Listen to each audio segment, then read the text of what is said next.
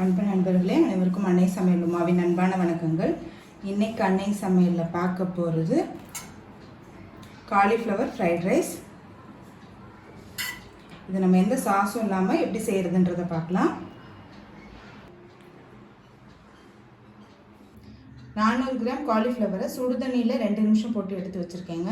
இப்போ இதை சேர்த்துக்கலாம். 2 டேபிள் ஸ்பூன் மைதா, 2 டேபிள் ஸ்பூன் கார்ன்ஃப்ளவர், 2 டீஸ்பூன் மிளகாய்த்தூள், 1 டீஸ்பூன் கரம் மசாலா,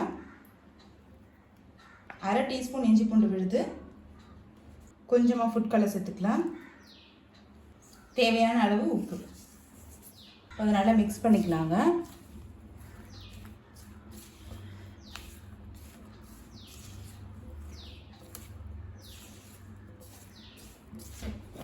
இப்படி மிக்ஸ் பண்ணிங்கன்னா நல்ல ஈவனாக மிக்ஸ் ஆகும். இப்போ லேசாக நம்ம தண்ணி தெளிச்சுக்கலாங்க. ரொம்ப தண்ணி தெளிக்க வேணாம்.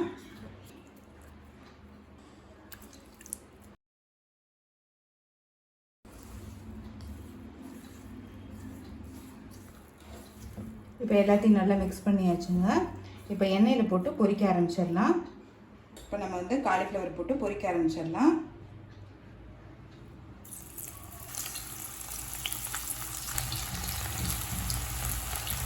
நல்லா கலர் மாறுற வரைக்கும் வெயிட் பண்ணலாங்க.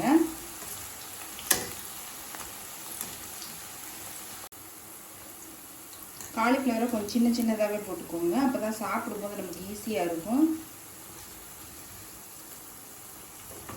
இப்போ பாருங்கள், கலர் நல்லா மாறிடுச்சுங்க.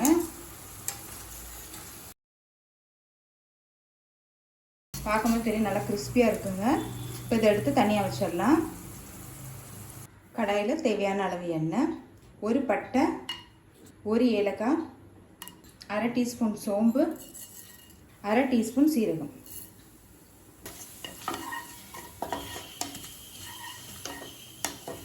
ஒரு வெங்காயத்தை சேர்த்துக்கலாம், 1 பச்சை மிளகாய்,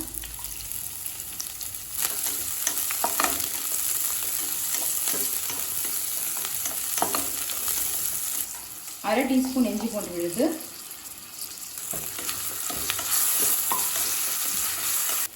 1/4 டீஸ்பூன் மஞ்சள் தூள், 1 டீஸ்பூன் மிளகாய் தூள்,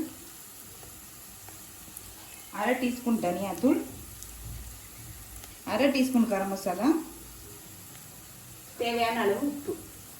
காலிஃப்ளவரில் ஏற்கனவே உப்பு இருக்குங்க. இப்போ நம்ம சேர்க்க போகிறது சாதத்துக்காக மட்டும்தான், நல்லா பார்த்து சேர்த்துக்கோங்க.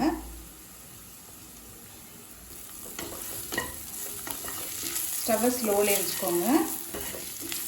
தேவைப்பட்டுச்சுன்னா கொஞ்சமாக எண்ணெய் சேர்த்துக்கலாங்க.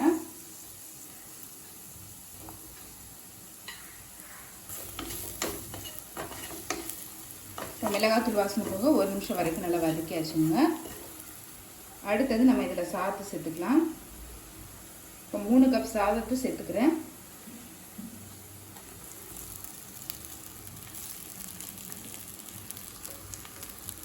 அடுத்து நம்ம பொரிச்சு வச்சுருக்க காலிஃப்ளவர் இது கூடவே சேர்த்துக்கலாம். நான் கொஞ்சமாக தனியாக எடுத்து வச்சுட்டேங்க. எவ்வளோ தேவையோ அவ்வளோ மட்டும் சேர்த்துக்கலாம். கொஞ்சமாக மிளகுத்தூள்,